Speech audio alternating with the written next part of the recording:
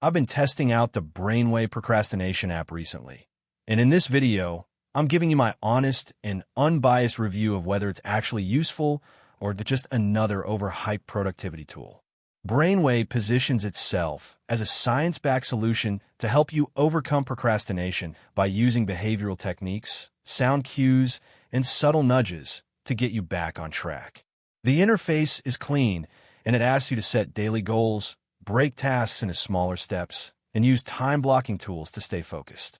One standout feature is the use of mind triggers, which are short prompts or sounds meant to activate your focus instinctively. It sounds innovative, and for some people, it might be just what they need.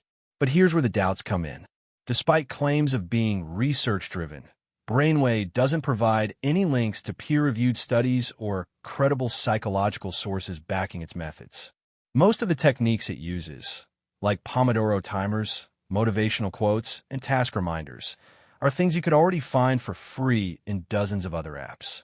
On top of that, the app requires a monthly subscription if you want access to advanced features like progress tracking and custom goal setting, which feels steep considering the core functionality isn't that unique.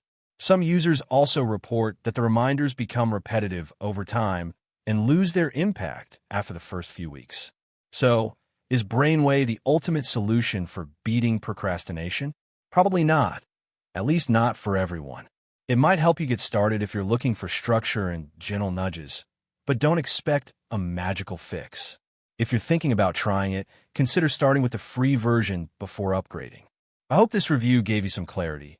If it did, support the channel by tapping the super thanks, and don't forget to subscribe for more honest reviews like this. See you in the next one.